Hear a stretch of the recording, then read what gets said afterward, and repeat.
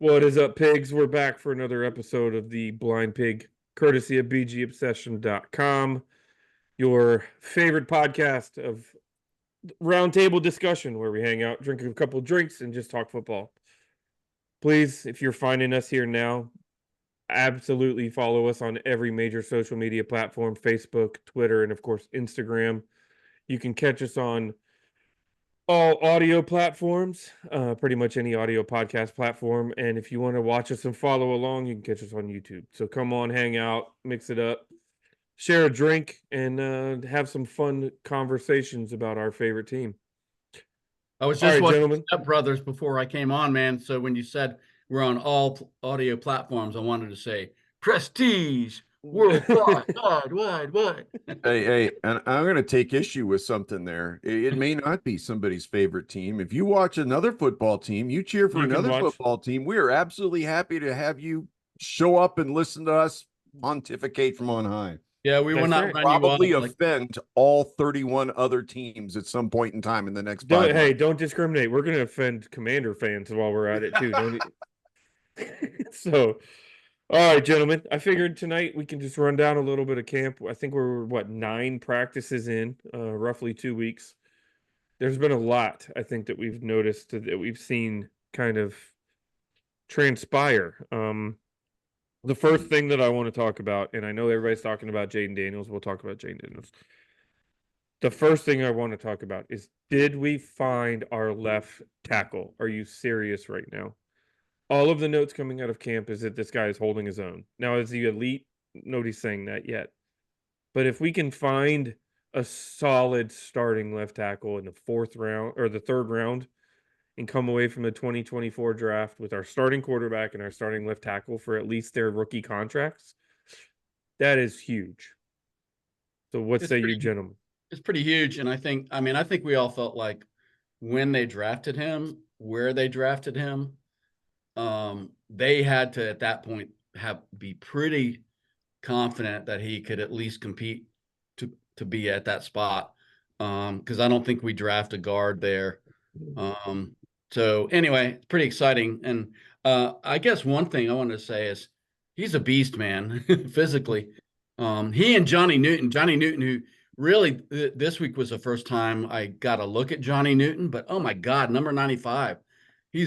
That guy is like, just a big wall of a man.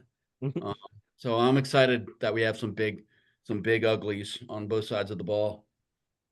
So, I was thinking about Coleman a little bit, and it's entirely possible that the guy won't be an elite left tackle, but he'll be serviceable there and could potentially be an elite right tackle down the road when we find ourselves in a position to draft that next Chris Samuels, Trent Williams, Joe Jacoby, the guy that will live in the left tackle slot.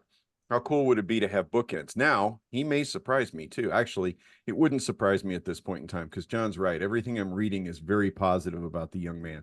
Granted, the coaches aren't going to say anything negative, not outright. But even the reporters, who are more willing to be a little, direct about their criticism, are saying nothing but good stuff about Coleman.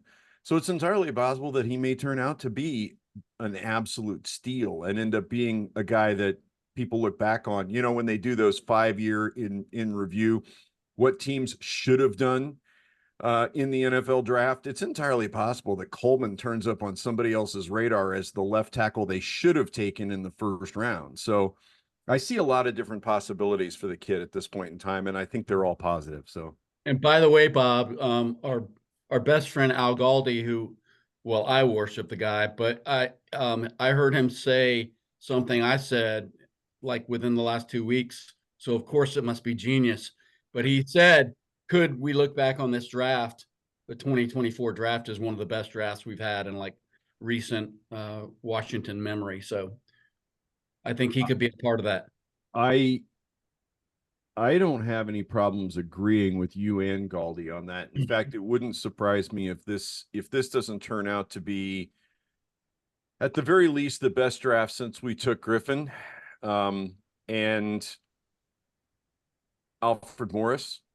I mean, that was a pretty solid draft, but it's very possible that this could end up being the best draft since the late 80s, top to bottom.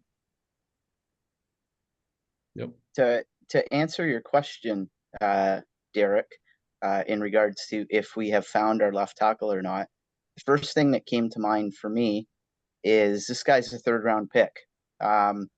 In my opinion, my belief has always been when you're in day 2 of the draft, you should be finding guys who can eventually start. And if Brandon Coleman is fast tracking that by a season or two, good for us. That's awesome. The other thing I would say as well is, I would not say no, we haven't found our left tackle of the future or even of today, because the thing I keep reminding myself is who our general manager is. And our general manager, Adam Peters, obviously, in San Francisco, was able to find guys up and down the draft that if you look at that San Francisco roster, they're guys who are contributing. They're guys who are a major part of their team right now. So I think that's a guy that knows a little bit more than most. And given his track record, in terms of finding players in the draft and finding players that can contribute, I think we have a lot to look forward to. And Paul, the other thing that I think is really important is this coaching staff, unlike the previous regime, who seemed to be like, once they decided this is the guy we drafted and this is a position he played, he stuck there no matter what, no matter whether he was a disaster or not.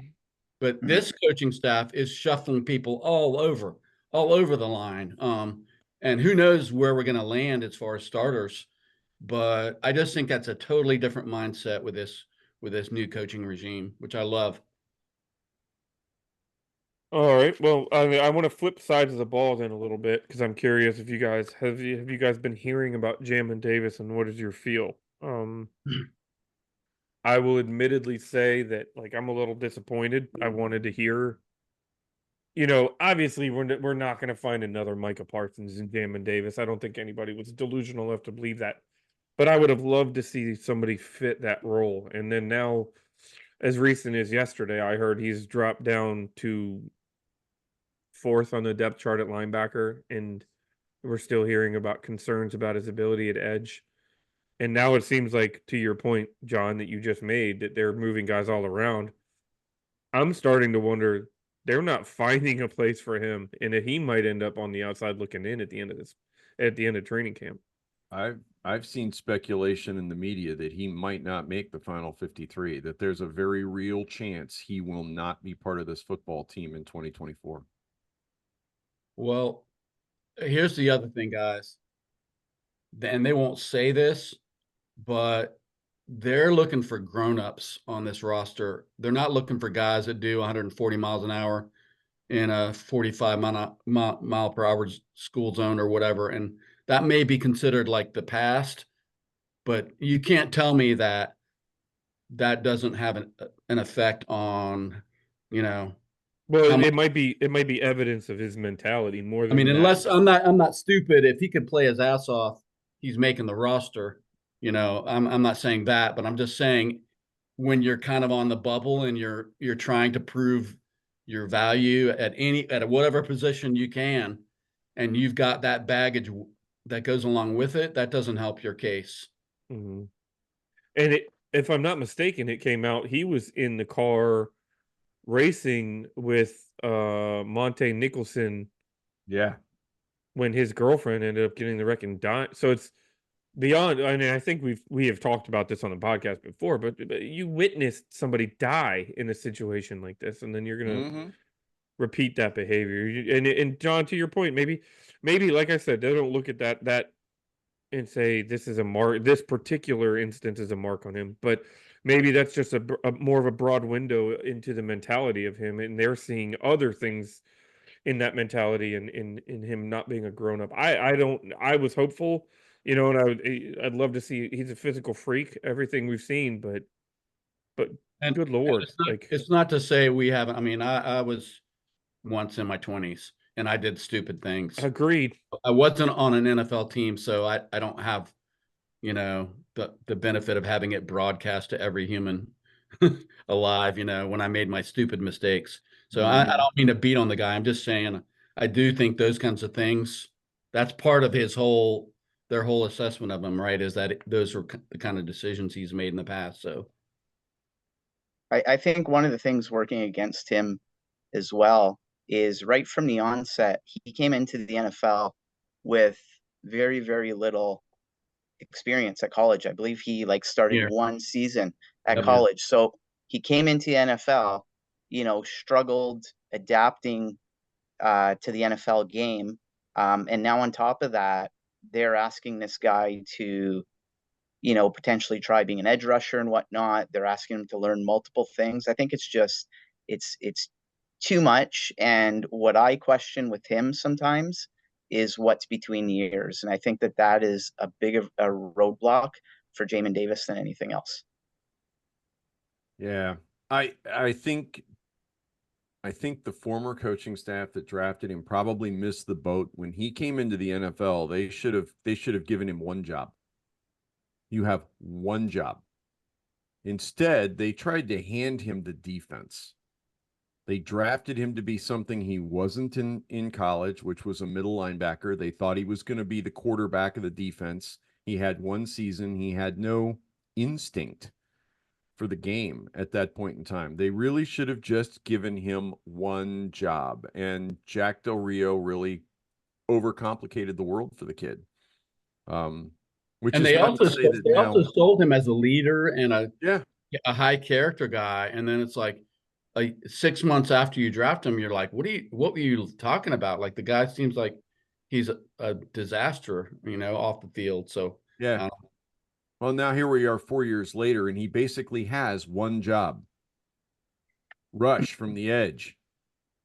And he's not, apparently, not doing it. So, and Braden Daniels is another guy. I'm just throwing this out there. I've heard that Braden Daniels is not lighting it up. Chris Rodriguez has not looked great.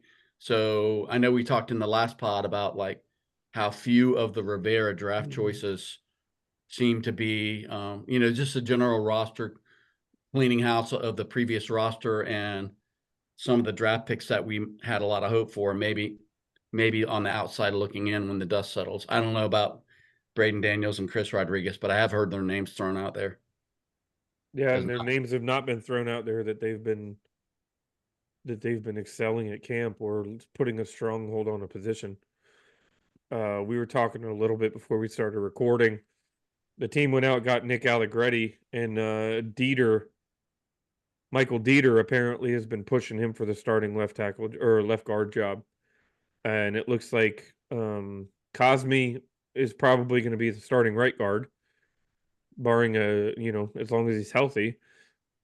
But beyond Cosme, we were also talking a little bit about Quan Martin, and at this point, it looks like those two might be the best two draft picks Rivera made, or at least the Rivera regime.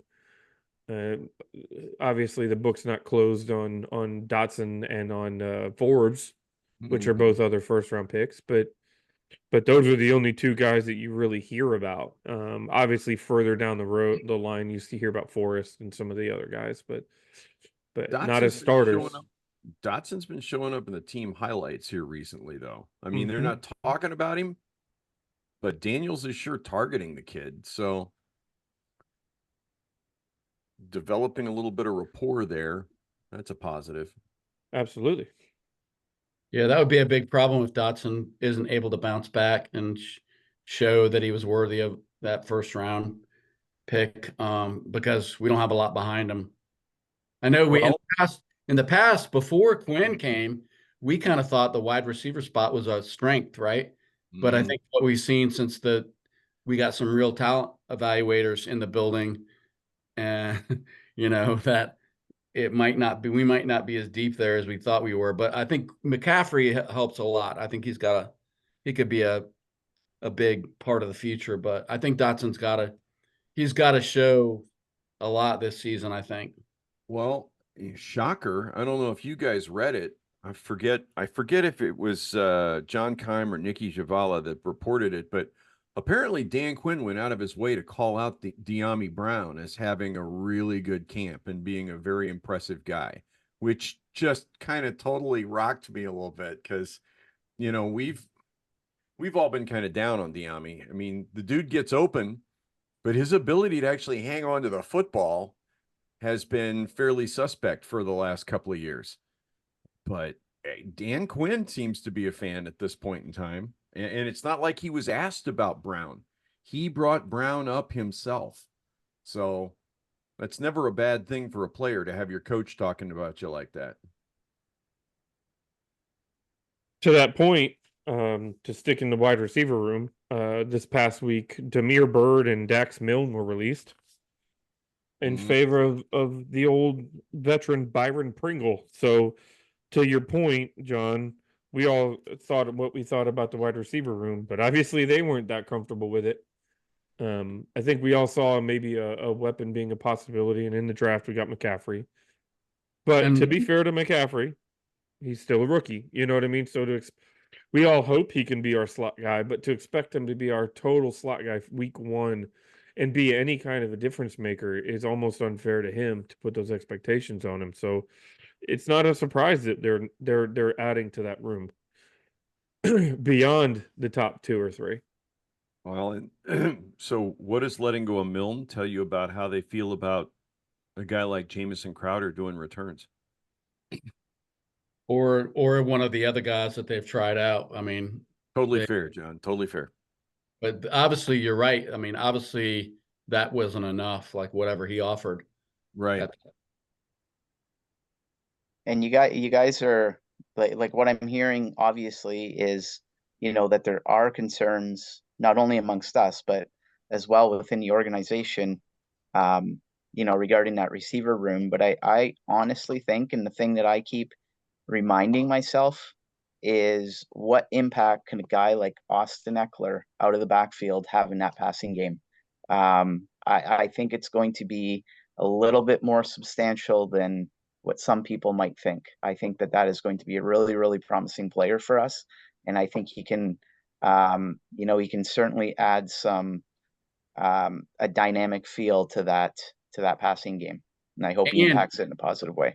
And Paul, that's a great point. And I'll just piggyback onto that with, look at the tight end room that we had last year and now compared to what we have now, with adding Ertz, and who's granted a little gray in the tooth or whatever, but and then Sennett, and then you've got Armani Rogers back.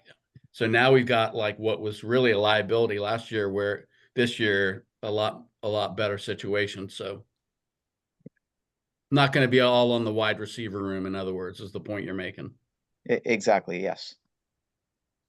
So another, and you'll notice a theme here, another member of the Rivera draft class, Christian Holmes, got released in favor of Taylor Stallworth. Color me surprised us adding another defensive tackle to this line, who's a 7-year vet. And so he's not been all over the place. He's a Gamecock. I remember watching him in college a little bit, but he's not exactly you know, an undrafted free agent rookie. I mean, if you're signing a guy who's a 7-year vet, he's coming in here to compete for a roster spot. He that's not camp fodder. Especially when you let go of a position in Christian Holmes. You're a defensive back where we all have questions. So I was curious. It makes me wonder, is something going on with Ridgeway and with Fideria Mathis? We heard this past week, or not even this past week, 2 weeks ago, that Newton was activated ahead of the first training camp practice, which was shocking. So you do wonder, does this mean they're going to slow him down a little bit? Maybe he's getting. They're definitely slowing. I think that's what it means. I don't know if it means anything about Mathis. I can't remember who else you mentioned. Sorry, Ridgeway. I don't know if it's any commentary on them, but I think it's definitely part of it is they don't want to rush Newton back. And I mean, I know all of us were like, "Holy cow, he's suiting up." I really thought he would. I mean, I thought if we saw him in like, I thought he was November, candidate December for the pup. He was a pupless guy. We would see him in October, but so I think that's probably what that's about. Is they don't want to feel like they have to rush him or whatever. All right. So the last thing, well, the last topic, I guess, because I think this actually is going to take a little longer than most of the other topics. Our own voice of reason, that's his actual name on the board on bgobsession.com, put out a hell of a post today regarding. I shared on our thread, one of our threads, it's Sight and Sounds of 2024 Training Camp. I try to go through daily and post some of the bigger tweets, some of the bigger, videos, quotes, some things that kind of jump off the page at me so that people can, who might not have a Twitter or who might not want to deal with Twitter, can kind of follow along with what the news is coming out of camp. I posted one about Jaden connecting, speaking of which, with Jahan Dotson on an absolute beautiful throw, to which Voice of Reason responded, and I'll kind of do this quickly without reading it word for word. Since Kirk left in 2017, the following players were drafted, signed, or traded for the intent of them being the starter. Alex Smith, when he arrived, he was the most athletically gifted QB. And we started out 6-2 before his leg basically got turned into a science experiment, which pictures just came out this week of. So if you haven't seen those, I posted those on the page, and that's still crazy to believe that he was that injured and almost lost his leg. After Smith was at Brian Fitzpatrick, he was brought in to be the vet presence, to be the week 1 starter, ended up hurting his hip. Dwayne Haskins, we all know the story. This was a Dan Snyder hire, but at the same time, he had all the physical tools, and the concern was the mental. Carson Wentz was brought in to be that guy. Could we get back to the MVP candidate? And then Sam Howell was actually drafted, but he was a 5th round pick. I don't think that he was ever supposed to get the keys to the kingdom. So thinking back to what our last 5 actual moves at quarterback, not including, the Taylor Heineke's, the Kyle Allens, the Mark Sanchez's, the kind of hands being forced. These were the 5 actual investments in the position, more than we've seen in a long time. To find ourselves now with Jaden Daniels and to see what we're seeing in camp and hear what we're hearing coming out. And of course, the coaches are going to be, singing his graces, but it goes well beyond that. And national media is there. Kay Adams was there yesterday. Ian Rappaport was there the day before. So I'm curious, like, how are you guys now 2 weeks into camp feeling about Jaden Daniels and in the stark contrast to what we've lived over the last 15 years? I'm going to be honest with you, Derek. I'm really excited about everything that I'm hearing, obviously, but I'm going to be very honest and tell you that I'm severely scarred. So until I start actually seeing the production and actually see all of this, yes, I see your shirt, John. Until I actually start seeing the production in the regular season and see it carry over from season to season, I'm just going to, until then, I'm going to hold my breath. But definitely it's, a sign of things moving in the right direction. I'm kind of with Paul. It's great to hear that the kid's doing really well in practice. We've heard that story before. Yeah, but does it go beyond practice? That's my question. Like, right. And that's where I'm going with this is, until you're playing in game conditions, you don't understand how fast the NFL is. You really don't, until you're getting hit. It's great to watch practice. I mean, it's great to be in practice. And I'm sure that he has moments in practice where he goes, okay, that happened a little faster than I expected it to happen. But I'm equally certain that that first game is going to be something of a wake-up call for the young man. I think it's a wake-up call for every single rookie that has ever suited up in the NFL. I mean, I don't care how good you are and what everybody thinks back, he was great even his first game. You know good and well the first 6, 7, 8 snaps, some rookie there, every single rookie is going, holy shit, this is a completely different world than what I've ever played in before. And And that's where you separate the men from the boys. I guess I In didn't my mean opinion. to go beyond practice. I meant, what about the stuff outside of practice? Not Ah, hitting the net. It's that's I guess that's where a lot of the excitement. I heard JP Finley talking about in 2012, it was the RG3 show. It was the Robert Griffin show. When you walked into practice, Robert Griffin was the first one out. He was talking, he was joking, he was making these notes. There were posters of RG3. You saw banners up on the stadium, all but he said with Jaden Daniel, you don't see that. It's a humility. He is not there to be on camera. He is there to play football, and he is there to be with his team. mhm. We were talking a little bit before the podcast that Deron Payne had an anecdote where they asked Jaden Daniels, or they asked other teammates about Jaden Daniels, and somebody said he's a really good shit talker, and it made me kind of giggle.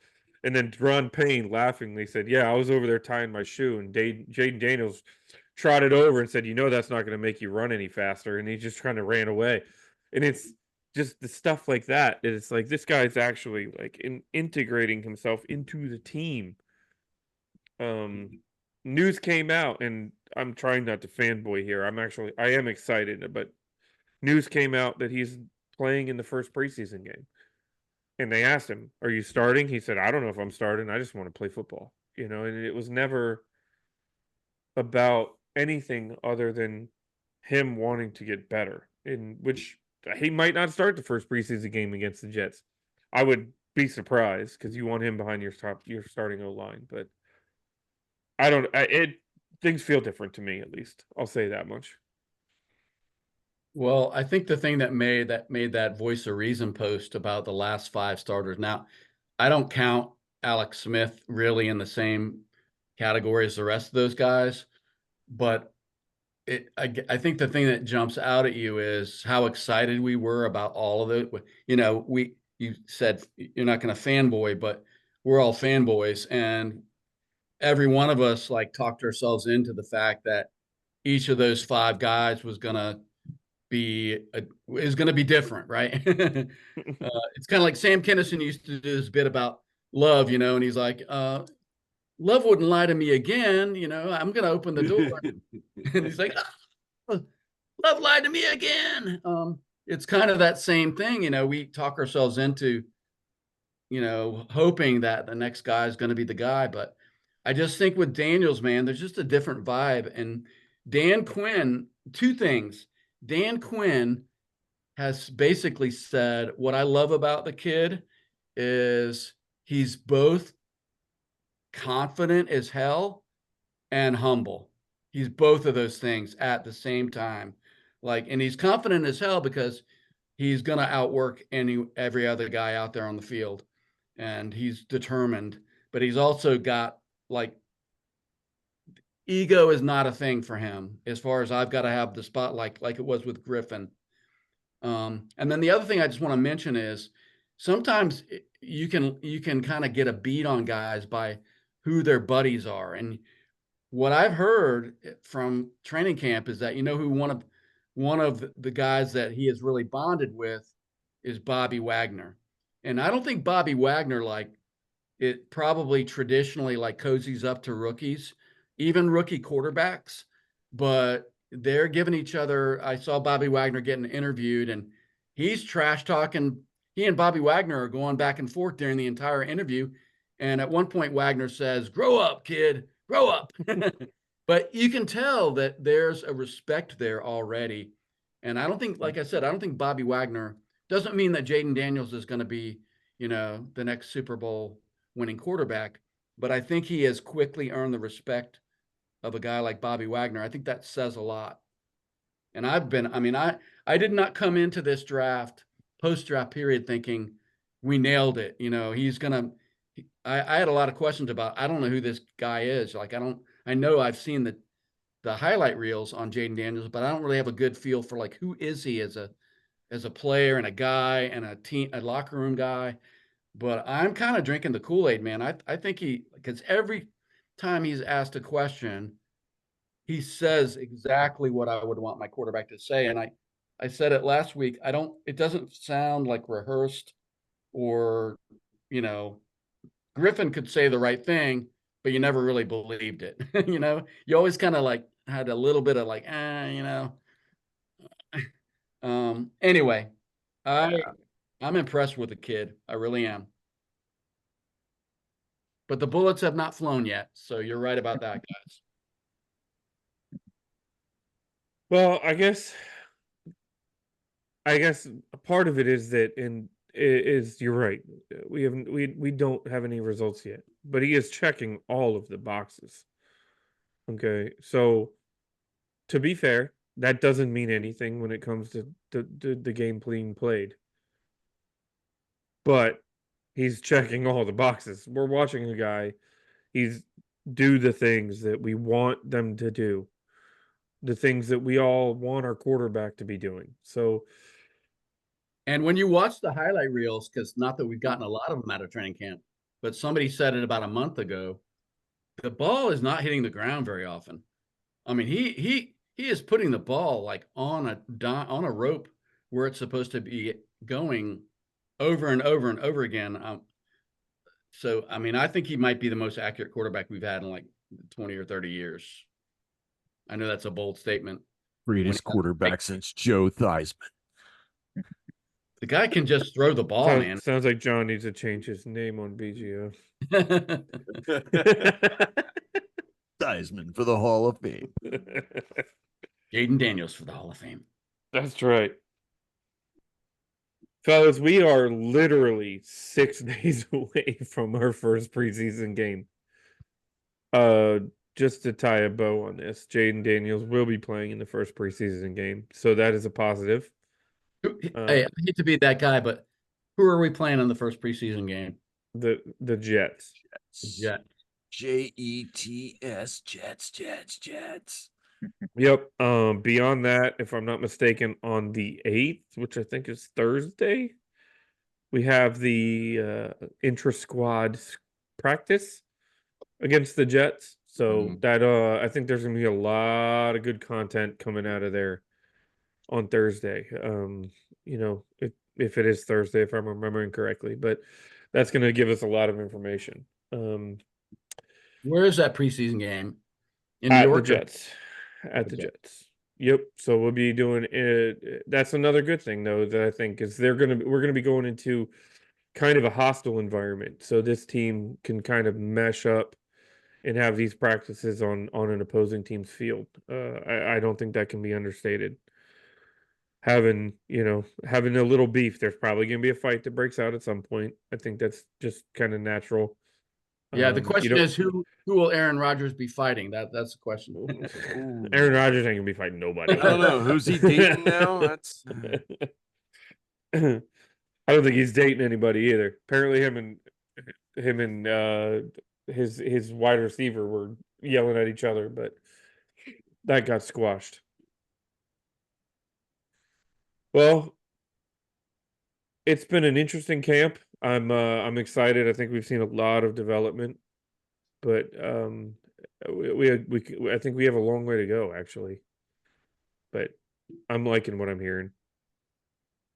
The one thing that I wish we were getting more on is I just wish I had a better idea of like what is a Cliff Kingsbury offense going to really look like. I know we have well, I don't know, man. I mean, I'm some days I'm like, yeah, we're going to be it's going to be like a pound the ball, lots of passes to the running backs, occasional play action, and then the next minute I'm thinking Eric Coryell. I just don't know.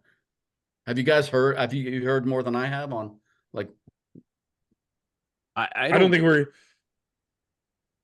Go ahead, Bob. Well, I was going to say I don't think anybody has a clue. I mean, they're mixing things up so well in training camp as far as, I mean, Dan Quinn talks about what they're going to be doing today, and it sounds almost a little disjointed to me sometimes. Oh, today's going to be run game and hurry up offense. And tomorrow's going to be, red zone and this. And it doesn't sound like, I know there's a plan, but it feels like Quinn and company have almost put this together to make it difficult for somebody else to figure out what the offense is going to look like. And, you've got some we have some pretty snazzy, some pretty sharp football minds amongst the press corps here in Washington.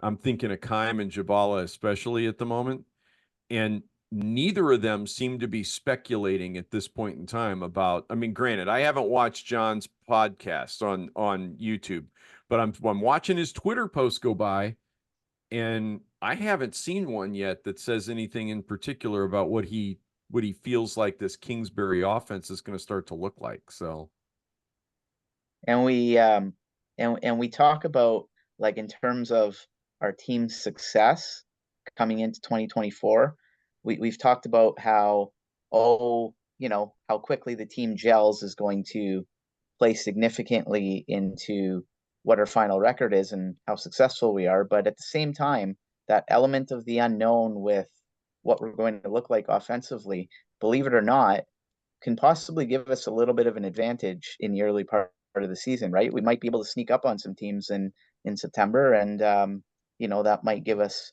a bit of a jump, so to speak. I've seen quite a few pundits that have kind of called out like the Commanders might be could shock some people this year. I mean, that's kind of a popular thing to do, right? Because if it doesn't happen, no one remembers you said it. But if it does, you can point back to it about, make sure everyone knows what a genius you were making that prediction. But I have seen that more than a few, NFL experts kind of throw that out there, like we might shock some people. I'm curious to know if Adam Rank predicted us to go 2-14 this year, or 2-15, whatever you want to call it. That's been his stick for the last couple of years.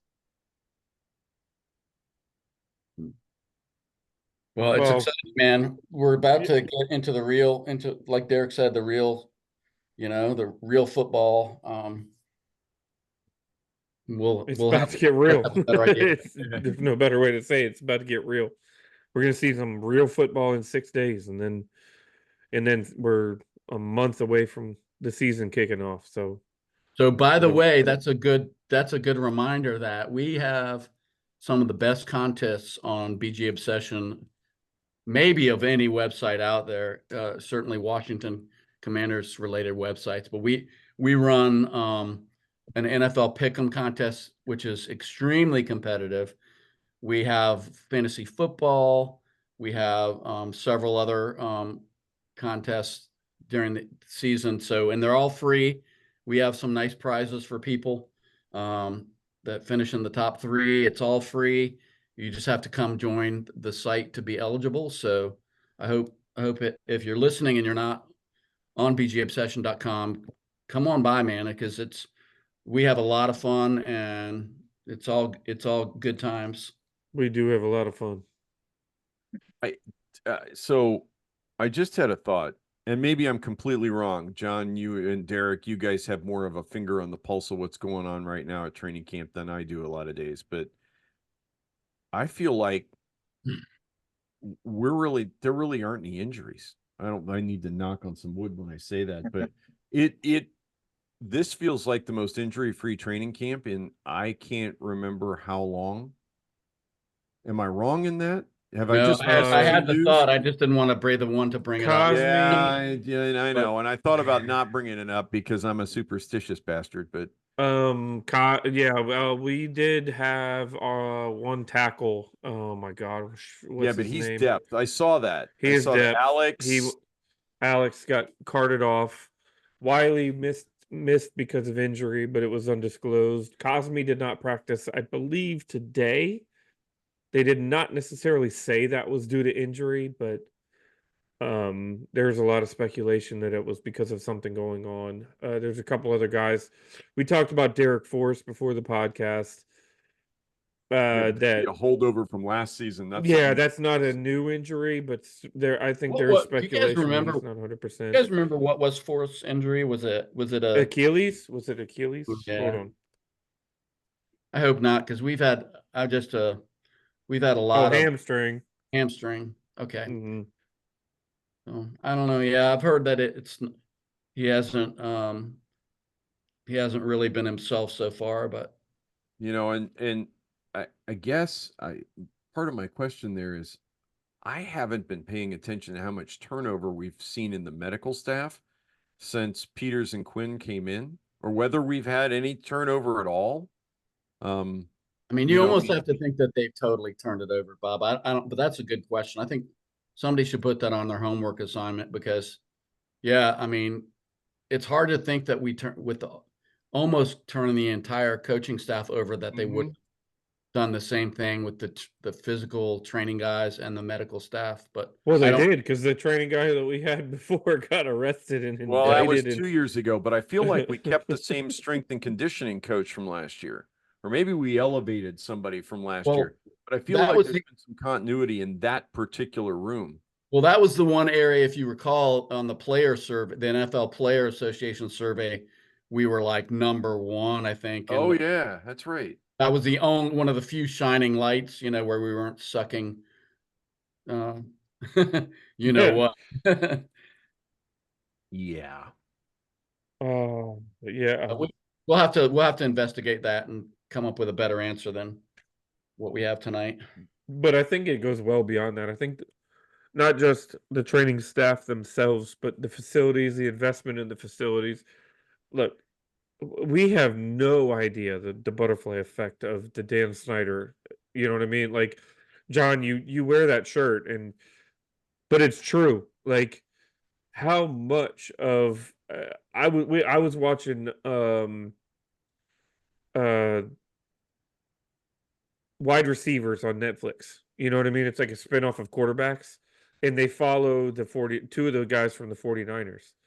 Well, if you guys remember, Kittle and Debo Samuel, the guys they follow, if you remember, they learned that they won the number 1 seed at our house last year because the Eagles lost to the Cardinals.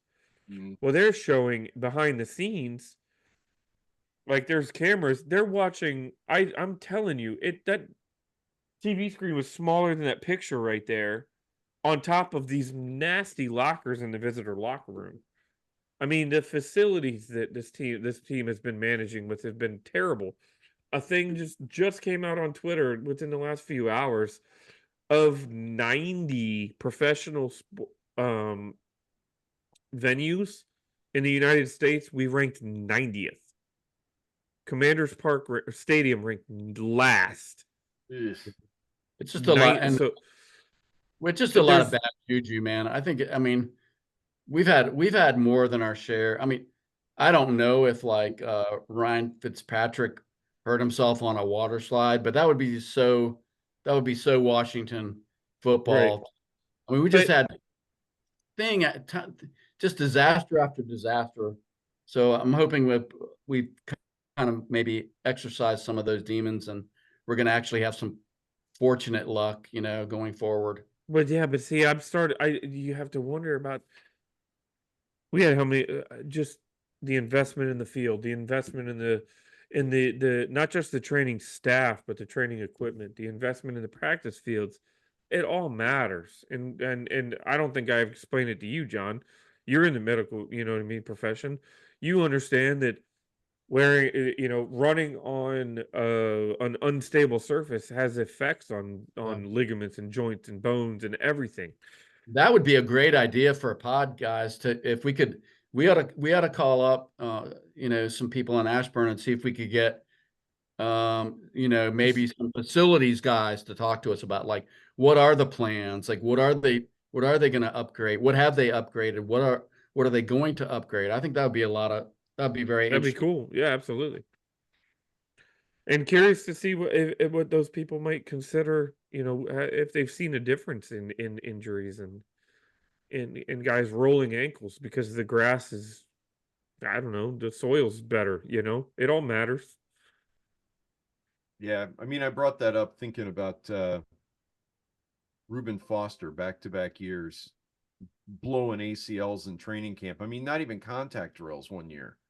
And we just haven't seen any of that kind of stuff. So, I hope it continues. I want it to continue. I'm going to feel really bad if there's a spree of injuries tomorrow because I'm going to feel like I did it by bringing it up. But Oh, all right, gents. wrap things up. Obviously, if you've made it this far, please hook us up with a like, a share, and a follow. Again, you can catch us on all social media platforms: Facebook, Twitter, Instagram.